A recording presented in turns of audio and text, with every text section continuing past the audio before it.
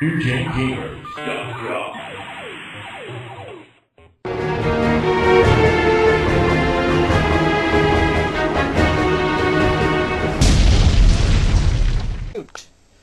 Alright everybody, welcome back to Console Wars of the Past. Today we are doing the Nintendo Entertainment System. And here it is folks, the Nintendo Entertainment System. Here's the flap where you open up and put the cartridge in. There, the cartridge goes in there and then you press down. It locks into place. Yeah, locks into place around the pins. I can show it off here. Now, knocking down Mario. Help me! We had them all set up and everything. So you push it down, power it on. Put the flap down, of course, for safety. Yes, and you don't have to see the cartridge in there. You playing a game? No, look! There's no game in there! Tape over the power button. Yeah. So there's the power button. There's your reset button next to it. Your two controller ports. Now on the side here we have the AV adapters, your audio and video. On the back you have your AC adapter, you have your channel selector, and if you needed it for cable-ready televisions, go with an RF switch, which Nintendo released their own version of that. And on the bottom we have a port, which I don't know was ever used. Not in America. It was basically for the Japanese market. They got all the cool stuff like the Famicom disk system. Yeah. We didn't get that. Well, it happens. Now, let's take a look at the NES controller, the well-known NES controller. Here you have the first directional pad. Definitely able to hit up, down, left, and right independently. And BA, select, start.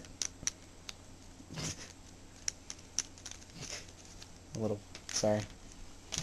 Now we have the zapper. Fire that puppy for me. As you can hear, there's a click. This is the original zapper, the gray design.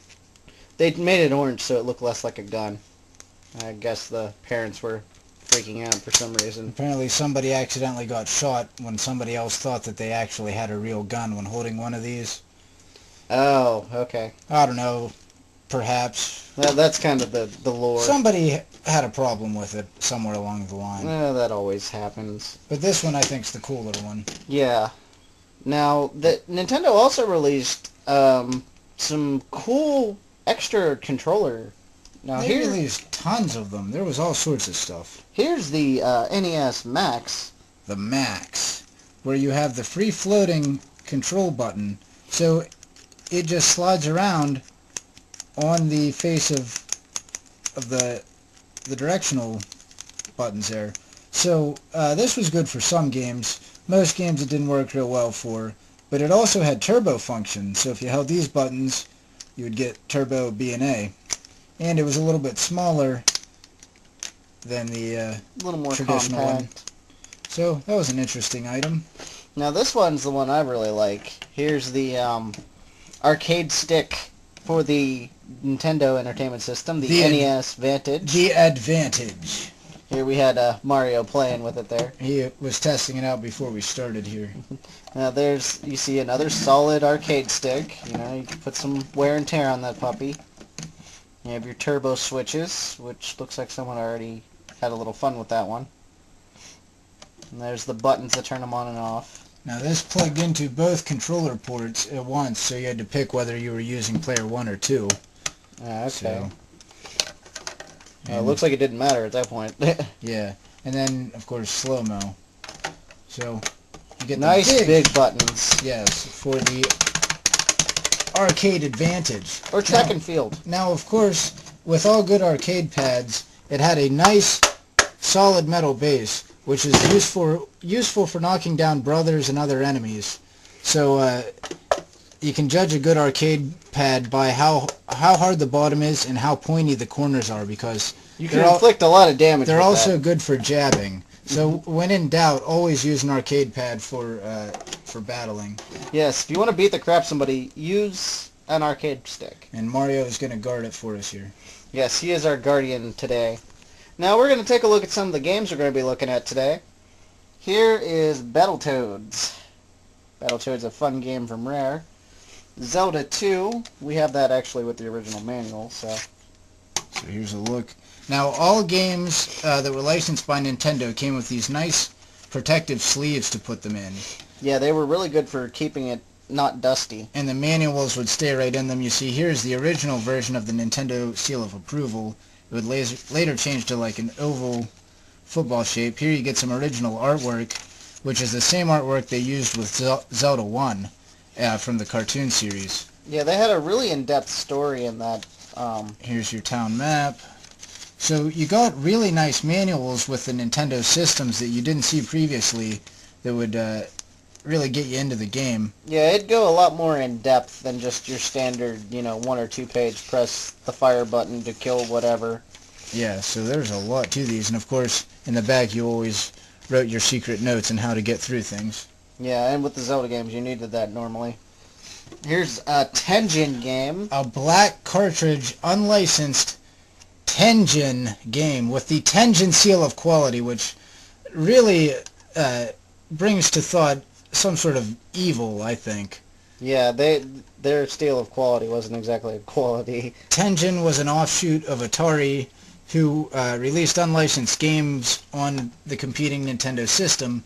And even though they had a competing system on the market. Yeah, and so they had these special cartridges that were different than everyone else's cartridges. They had the 2 little flaps here to pull on them. So something different that you might find in your collection. There's Super Mario Brothers 2, the official Nintendo cartridge. We have Metroid. Now see the silver design there, that was what they did with the original set of games they released. They all kind of had that silver lining to them. And they also used these pixelated graphics on all of them, so they really looked like kind of what the game would look like in the game. And then later they kind of switched that to go with more traditional artwork. Yeah, like the Dr. Mario cartridge here, where you see the little viruses and Mario there. It looked more like artwork. And Lolo, which is a really nice puzzle game. Cool artwork. They have Star Tropics, Tropical Island here. Little Nemo, the Dream Master. A lot of stuff. You'll see the there. Capcom cartridges always had their Capcom logo at the top there. And here we have Final Fantasy, which, as you can see, the original Final Fantasy had the world, and it had a save battery in it. That's what that gold sticker meant. Yeah, if the game had the gold sticker on the back, that meant it was a battery-backed-up game, and you'd actually be able to save it rather than get passwords or just have to play through it every time. And you would need to hit reset when you did that. Now, when they released Final Fantasy, they released a ton of materials with it. So, you got this map here showing you some of the dungeons. Which is very, very helpful, by the way. On the back you have different magic and weapons and the effects they have, who can use them. Yeah, you don't see this every day. I mean, these are rarely found today at all. Yeah, these, a lot of people just chucked these in the garbage when they got them, so... Here's a full bestiary. Yeah, this is what's really nice here. You get to see everything that you're going to encounter in the game. Very nice. Ooh, there's look the at final boss, in the Chaos. corner. That is danger. Very, very nice bestiary there. Now on the other side you have the full game world map, the towns you need to go to. Put your notes beside the place on the map if you want. So you know where there's little pieces and everything, and you can basically create your own adventure here. You know, they kind of tied it together with a whole pen and paper thing. Yeah, nice package with it to give you the background of all the characters rather than just throw you into the world. You get an idea of what you're battling, what you can pick up, get you into the game a little bit deeper, and especially considering that was a fairly new genre for the consoles. So here it is. So everybody, that's the Nintendo Entertainment System. So we're going to play these games and have some fun. Say bye, Mario. Goodbye.